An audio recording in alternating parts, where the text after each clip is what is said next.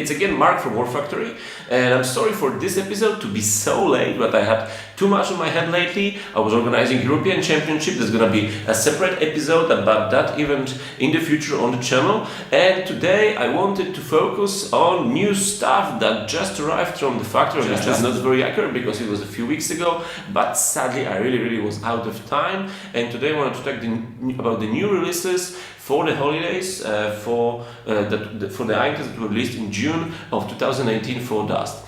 So we have 3 big releases. The most important are the army boxes, which we're going to talk about today, and also the Playushi tank in the armed version, with 20mm cannon. These are going to be the subjects I'm going to be talking about. Also part of this release was Wotan AR, Wotan Flammlooter, new box, new version of this Walker version 2, but I'm going to make probably a separate video about this later. Okay guys, so let's go into the subject. If the video is a bit too long, I'm going to split it into parts so we see how it works out. So let's start with the small stuff. Let's start with the Playushi version of the armored personal carrier, which is called the PT-47B version. The B version is a transport version of the command vehicle you could already see in a few months on the battlefield. So basically it's a tracked vehicle with a 20mm autocannon gun and a machine gun in a turret. In the previous version, the command version, there was only the machine gun. Of course it's cheaper thanks to that, and it comes with 3 different unit cards. It comes with cards for the Spetsnaz, for the Chinese faction, and for the SSU. So you can play it whatever version of the SSU you're playing. You can play it no problem, because you can play it even if you're playing Red Guards as a block unit, or if you're playing Spetsnaz or Chinese, you can play it as your faction. Now let's start with the point cost. This vehicle is pretty cheap. It only costs 6 points, so it's an average armor 1 most useless infantry squad, because for 6 points you usually don't get anything special. Forget African Lions, but for 6 points you get an amphibious vehicle that can cross rivers and lakes and other water you can have on your board. Has 6 passengers and it's tracked, so when crossing some types of terrain it can get stuck. But basically for 6 points it's an armored personal carrier. When you look at the design, you can see that the studio was thinking, what could the Russian engineers do when they knew that the Germans are using with such a good effect the armored personal carriers, and we already tested the American ones because they had some from Lend-Lease and they decided to make their own. So the Playushi tank was developed and used in Dust. In the real world, you can see a very similar design later during the Cold War called BMP, Bojowa Maszyna Piechoty, in 2 versions, one with a 75mm cannon and the second one with a 20mm cannon like this with an autogun. So a lot of references to the real world can be seen here. This vehicle can take 6 infantry units inside, so it's great for transporting, let's say, a Steel Guard army. You can have a Steel Guard squad of 3 frogs inside that it can transport to the battlefield, and it's much faster than these units are on themselves because its move rate is 2/5. So it can move a stunning 5 as a march move, so as much as a light infantry. Not many units move faster than 5, apart from some flying ones. And it has 2 weapon lines. It got an autogun with range 8 and a machine gun with range 6. So the machine gun is the usual stuff, like most vehicles, but the autogun is pretty interesting because it's also quite good against air units, because it's 2/2, so we can say it does pretty well against aircraft. And against infantry it's 5 dice, so nothing very special, but it allows you to scratch a bit more paint from armor-free vehicles, and it can even hurt armor 4. So weapons wise it's not very powerful, but I think we should think of this unit as a support unit. So for 6 points you get a unit that can drive your heavy infantry around or give cover to light infantry when they're inside and they're moving inside the unit. They can shoot from inside also, and they can disembark before it activates in this turn. For 6 points you get 2/2 against aircraft, so it's pretty useful. If you don't have any other anti-aircraft weapons in your army, 2 of these small guys can help you take down some helicopters or maybe even some planes if you're lucky. And I would say it's a good support unit. It's not a frontal unit, but we'll see, because there is a platoon coming with, I think, build up on these vehicles, what it would do. So I'm not sure you can build an army of 6 or more and support it with some other units and take the battlefield. But for sure, as a support unit, as a transport unit, it should fare pretty well with armor 3. it's pretty low on health, only 4, but overall I think every SSU commander should have one or two of these as support units because they are quite versatile, and for 6 points they are not very expensive, so you can always put 1 or 2 into your army. So looking at the model more closely, you can see that there is a lot of nice detail here. On the right side there is a exhaust for the engine, and probably if it was a real world vehicle, the crew would come out and put it like on top, so it can really cross even some deep water terrain if it needs to go into the water, or when it goes onto the water you can see that the detailed elements of the armor form kind of a boat that allows it to float, and in the back you can see there's even a engine that spins the wheel that turns and allows you to move in water. My English is lagging here. Okay, so that's the Playushi Tag version B. You can now also buy a model kit which includes both versions, so you can have both the model kit for the command vehicle or for the armored version B, so you can use whichever you want then, and it's of course a prime or premium version for you available now. Okay, so that's about the Playushi Tag. Now let's go to the big guys, let's go to the army boxes. Now, army boxes are a very interesting thing from Dust Studio because they consist of usually of the units, as we can see, that were already on the market or some time ago, like for the anti-tank zombies, because they weren't available lately, but now they are back in the army box. But you know most of these units, apart from Voten 2, because it's a new version. But so these are old units, but new packaging in a bundle. What that allows for? First off, if you're a veteran, you can buy a big box of units in a cheaper price, and usually these units are pretty good. As you can see here, I'm going to be going into detail about each army box soon, but as you can see, there is a lot of stuff here, and most of this stuff is really, really good. This is not some, scrap or units that don't sell. This is some of the best frontline units both of these armies, so Blood, Kreuz and Marines, have to offer. So you buy these in a very, very good price because you buy a bundle, so that's why it's called the army box. But if you're a new player, this is a great way to expand your army. So let's say you got a Task Force Diver starter set, or you get a Kampfgruppe von Stein starter set. Then you wonder what to buy next. How should I expand my army to take on these big armies or take part in the tournament? So now instead of, thinking about this and not being sure what to pick because, I like this vehicle and I like this hero, but I also like this, but there's so much, you just go, oh great, there is an army box. So I buy these units, it's cheaper, and these are good units, they support my army, they fit into it, because both of these boxes are only faction units, there is no block stuff, there is no other factions, I buy this box and I'm sure that this fit into my army, and I got a big vehicle and a free infantry units inside, well, big medium vehicle, I get inside and free infantry units. So let's get into details, what we find into this box. So let's start with the zombies. So inside this box you get a new version of the Voten. This vehicle comes basically in 3 versions when you buy it separately. It comes as a Flammlooter, Voten Armored AR, or a normal Voten 2. All of these should have 2 after them because it's the new version. And the new version you can spot that it's different because there's a machine gun mounted underbelly, and I think it's 1 point more expensive than the normal Voten versions. And I broke my miniature right now. That's why you shouldn't touch them. They should stay on the battlefield. Okay, now it's good. Basically, the Voten is one of the best anti-tank units in the game. It has pretty good staying power with armor 5 and 7 health points, so it's hard to take it with one shot unless there is some really serious anti-tank armament on the opponent's side.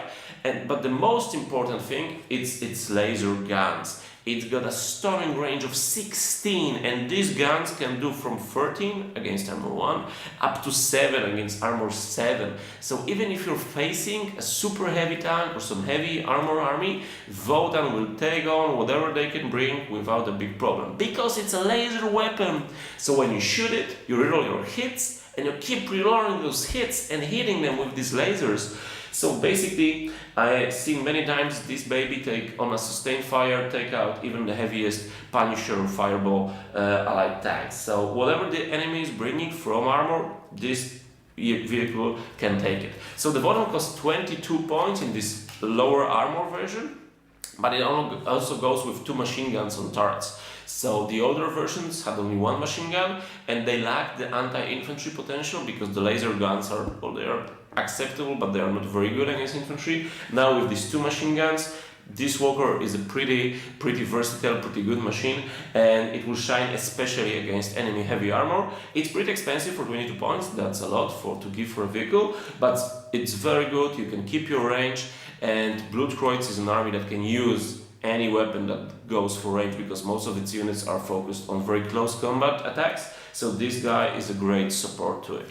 So Kreuz basically never had a big problem with anti-tank units because the second part of this box is the zombie suicide squad from the Kreuz Corps. Now, these guys are only armed with stuff that runs out of ammo, so please be sure to notice that you cannot shoot these all the time. You shoot these once and they're gone. So each of these bad boys that are already dead, or maybe not dead because these are the Obertoten, not Untertoten. So these guys were alive when they were given the Wiederlebelung serum, and that's why they can use normal weapons like the infantry squad, like the zombie assault squad from the starter set. So each of them has a Panzerfaust 100 version. This is the better Panzerfaust with better statistics, and one mine. These are teller mines, the round ones, anti-tank teller mines. And both of these weapons are focused anti-tank weapons, so they don't do a lot against infantry, but they are very good against armor. The Panzerfaust kills everything up to armor 3, and Tellermine does 1/3 against everything, but it's close combat, so you need to get very personal with it. The Panzerfaust has range 3 like all Panzerfaust, and of course, like for most Kreuz units, these guys are zombies, so for 8 points you get a unit that doesn't care about cover, doesn't care about their lives basically. They just run with those Panzerfaust, with those mines, wanting to destroy the enemy armor. This is what these boys are aimed for, this is their task. So this is the zombie squad, and also we have another zombie squad in this box. These are the Untertoten, I don't know, I'm not German, sorry, because there's Obertoten, so this is the better ones, and there's Untertoten, so these are the Untertoten, the zombie squad, normal zombie squad, and these guys were given the serum after they died. So this is a serum that is given to the corpse. Because of that, the brain, the thinking process of this guy, if he's still a guy, I don't know, of this thing, it's not as good as with the Obertoten, with the better one. So the Untertoten are the stupid zombies, or the mindless zombies, but thanks to that, they are very cheap because they only cost 5 points for each squad, and they don't care about anything, they just go forward, and you can resurrect them. You can resurrect them with your Totenmeister. This is the most important thing. So basically the tactics with these guys, when you have more of them, is you make a horde, like in all of these zombie movies, you make a horde of zombies of 5-6 squads that just goes forward, doesn't care about anything, preferably has some smoke so they don't get hit by artillery too easy, and there is a Totenmeister behind them that resurrects any that die, and this just goes on until it reaches the enemy line, and then it massacres everything, because these boys have 2/1 against everything and 2/2 against all weapons, against all tanks, against all vehicles. Of course, they cannot hit aircraft because they don't jump that far. These are just stupid zombies that advance. They are pretty slow. They only got 2/3 movement, and they are armor 1 like all zombies. But when you have a Totemmeisters nearby, their movement is changed to better, then it changes to 3/4, and they also gain the charge ability. So it's very important to have a Totenmeister with them. If you don't have a Totenmeister, then I would suggest joining them with Frank von Stein for a bit more staying on the battlefield, because he's also focused on close combat. So them with a hero will shred anything to bits, but they just need to get there. So some smoke cover or some, I don't know, tricky way of maneuvering, because they're a bit slow, is the way to go. So a cheap unit, nothing super impressive, but very good in bigger numbers, and super good when played right with Totenmeister. Zombie Horde is my Axis army. I played Kreuz, and I already have 5 of these, so the 6 will be useful, and I'm gonna be fielding them with my Totenmeister, and we'll see what they can do. So last but not least is the support weapon for this army box. So in every army box you get a support weapon of some kind, and here we've got the Laser Tank Hunter Squad from the Kreuz Corps. So this is a unit that's on one base, so you can say that it's kind of a support unit. In each army box you get one support unit, so this is, I think we can call them support unit. So they have a laser anti-tank gun with range 10. They are not as good as anti-tank unit, if you could say, about the Voten, but they are a bit cheaper because they only cost 14 points, and their laser is still pretty good with 8 against armor 1 and only 2 against armor 7, so they are not so good as Votans against heavy armor. They are better at taking out light and medium armored vehicles, but they also have a machine gun, and this is the twin machine gun that you can know from other heavy infantry from the Axis, and it's very effective against infantry with stunning 12, 11 and 4 against armor 4, and it ranks 6. So they give you a bit of anti-aircraft power with 2 dices doing 1 damage each, and they allow you to fight against the enemy armor pretty good. So as I said, a pretty good support unit with damage resilient, as all heavy Axis infantry have this ability. For 13 points you can hit some armor, you can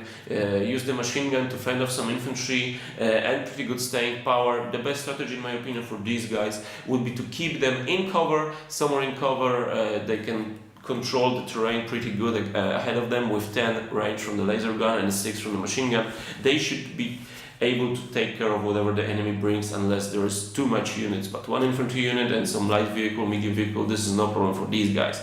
So a support unit to, when the zombies take the ground, you have a long range support from the Votan beating the big stuff in the behind, then these guys come in, set up somewhere and start shooting the enemy. Okay, so that's for the Kreuz army box. I think it's a pretty good expansion to the starter set, because the starter focuses mostly on anti-infantry units. So we got the assault squad there with some Panzerfaust, we got Frank von Stein, which is very good in close combat, but you don't always want to join him with the infantry unit from the starter. And you got the Heinrich that kills infantry and is a good anti-aircraft support, but against tanks it doesn't fare very well. So this starter box, as you can see, focuses on this lack of anti-tank weapons in the starter, and thanks to the army box you can counter that. You have a squad that you can easily join to Frank von Stein, because both of these squads are close combat units, and together it's gonna go pretty good, and I think it's a great army to expand after the starter. Okay, so that's it for the Kreuz. Let's go with the Marines. For many years,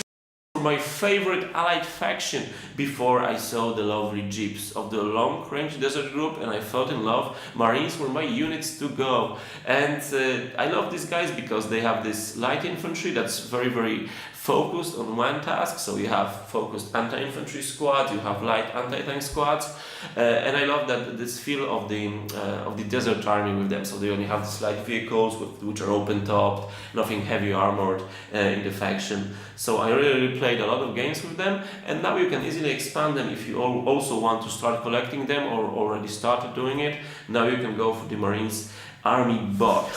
So let's start with the armor. Barking Dog Light is probably one of the best, if not the best, allied units that you can take, anti-tank units you can take, compared the cost to its abilities. I think the only better units are the Bulldog or the 6-shooter, but they are pretty expensive and quite big models that take 2 fields. Now this small guy only takes 1 field, costs pretty low. For 14 points you get a vehicle with 2 machine guns, one of them on turret, and a turret sextuple recoilless gun. So the recoilless guns are one of the most powerful allied anti-tank weapons, and they are also pretty good against infantry, because they get 2 explosions against infantry, as you can see. That allows you to pretty much hurt big squads with 6 or more models on them, which you're gonna be pretty effective against these guys. And you got 4 dices against all vehicles, mostly, well, up to armor 6, where you only get 2 dices, and only 2 dice against armor 7. So against heavy armor it's not so good, but against armor 4, up to armor 4, you're just gonna shred your enemies with 4 dices. That's a lot of dices, each of them does a lot of damage. Armor 5, it's 4/4, so when you're let's say when you're fighting a Votan, you just need to roll 2 out of 4, so you need a 50% hit to be good. So it's a bit better than you normally would roll, but it's also quite possible you're gonna one-hit something and it's gonna die. So it's pretty good. Now the drawbacks of this vehicle is that it's very lightly armored. Armor 3 means it easily dies into any serious Panzerfaust attack, leave alone Votans or Yak looters or some even heavier equipment, babushkas, you can meet on the battlefield. So you need to be clever with the Barking Dog. You need to be clever. It moves pretty fast because it is 3/5 like most allied walkers. It's quite fast and agile. So you need to remember to think good when using this unit and use hit and run tactics. Another drawback is that it's reload, so you cannot move out, shoot, shoot, shoot. No, it's not gonna happen in the next turn. You need to move out, shoot, preferably find some cover, or move out into cover behind something so enemy cannot see you, and then reload. So you're not overmatched, you're not staying there, you're not getting shot too easily. Okay, so that's the Barking Dog, a very good unit, must have in any Marines army in my opinion. Because these guys don't have a lot of anti-tank power. This is the problem.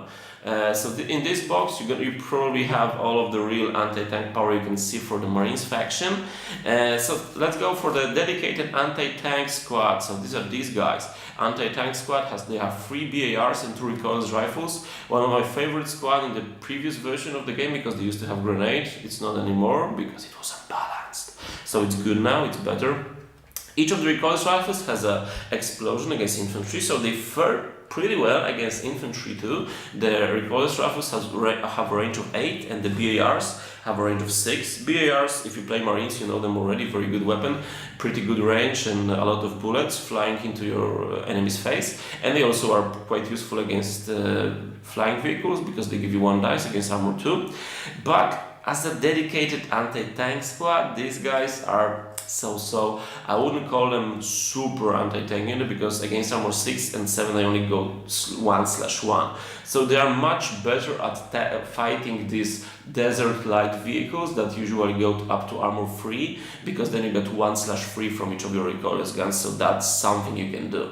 But everything heavier than armor 3, you're usually only scratching the paint, and if you really want to make the enemy hurt, you should go for at least a Barking Dog. These guys are good to finish off something that was already hurt, or maybe pop up some critical hits if you're lucky. But as a dedicated heavy anti-tank unit, you're better with the Barking Dog. But as a support, as taking off light vehicles, when you know you're going to be facing Spetsnaz or Neue Deutsche Afrika Korps, which are pretty popular armies right now, you know that this guy is going to be useful, and for 9 points you get some anti-tank support for the rest of your troops. Now, let's go for the support squad for this army, so the base, a squad on 1 base. Maybe support is not the right word here, because they are more of a assault unit. I think the real support of the engineer squad, but let's go with the 1 base unit and go with the dogs. This is, my dear friends, my favorite unit from the whole Marines range. So these guys are a cool looking unit. Look at the models, these dogs, these guys pointing out delicious. It's super nice unit. The quality of the model is awesome. I always love them. I personally already had 2. This is my 3rd, so I'm gonna have a lot of dogs when I face you on the battlefield. And for cheap 5 points you get a super assault squad that has 2 dogs, which are expert because they're savage animals. They can charge, they have scout, and they also grapple. So whenever you're hit by the dog, you are stunned until you move away from this, or the dog dies simply, or you spend 1 action to remove the stun token. But this is great at stopping some frontal assault from your enemy, because the enemy moves usually their best units in the front, so there's a squad with a hero, and suddenly a pack of war dogs appears, the recon squad, 1 or 2 from the Marines. With move 5 they can really charge up most of the enemy units with no harm or no risk of being shot before. Of course you can be shot during the charge, but well, that's the risk of being a charge unit. So you can charge this hero of the infantry squad, you can grapple them, and you can make them stun, you can make them stay there and lose 1 of their actions when they activate. So you get a lot of dices, because each of the dogs has 2 dices, and you get 3 infantry guys, so that's a total of 7 dices, 4 of them an expert, so that's a pretty good chance of eliminating a 5-man squad or hurting bad squad with a hero. But also, let's not forget, these guys are also armed. It's not like they only go for close combat, because each of these dog handlers have a shotgun. And shotguns, my dears, are a very good unit, as you know, especially when you're fighting allies, because 6 or 7 dice against most infantry units, it's pretty good. They're a bit useless against armor 4 because it's only 2 dice, but it's better than nothing, because some of the light machine guns, light machine pistols only have no dice. So they have no dice against armor 4. So there's a lot on card of this unit. There's a lot of abilities. Very good unit, very useful. And I would forget they are first strike. so they hit you first before you can retaliate. So very good. I think a must-have in each Marines army if you want to have some unit leading a spearhead, eliminating the most important enemies like African lions, maybe some saboteurs. This is the unit to go. And last but not the least for the Marines army box are the USMC Heavy Engineer Squad. These guys are the armor-free only unit in the Marines army, and for 7 points they usually offer you some kind of support when cleaning buildings. They are not an assault unit because not like most allied units, they don't have the jump packs. They are carrying some heavy engineering stuff on their backpacks, so the armor cannot also carry the jump pack, so they cannot move so fast. So they move is normal 2-4, it's not 3-6 like most of the flying troops for the allies, the heavy armor, but they compensate that with 2 flamethrowers on a heavy unit and a bazooka. So whatever you're doing with these guys, they need some support or maybe a ride from one of the jeeps from the block. But when you get there, they are good at cleaning buildings. They can even tackle some enemy armor with that bazooka. That's the same bazooka you can find on tank busters. So it's 2 dices that can pretty much hurt most medium and light vehicles quite good. It's a bit worse against heavy armor because it's only 1 dice, but they are all armed with the power drill, and the power drill is cutting, so whenever you hit, you keep hitting like a laser, and it's 1/2 against all armor. So these boys need to get in close, you need to play smart with them, you need to think about what you're doing. They're not so straightforward like the rest of the units here, and maybe barking that because you need to think about how to position him. But these boys either are very good at defending, when you're defending a position, a building in a tournament, let's say, or when you are assaulting, they need a ride, because on their own foot it's gonna take them a while to get there. But when they get there, 2 flamethrowers, bazooka and some power drills, so laser close combat we can call it. It's pretty good and pretty useful for 7 points. You need to be smart with them and they're gonna pay for themselves for sure on the battlefield. Okay guys, that's it for today. Oh, my throat hurts. So I hope I'm gonna make another video quicker. You had to wait a bit for this one. I'm hoping it will cover the European Championship. And that's all for today. Thanks for watching, and I hope you're gonna have a lot of fun with these units as soon as you can get your hands on them. Again, see you soon. Thanks for watching.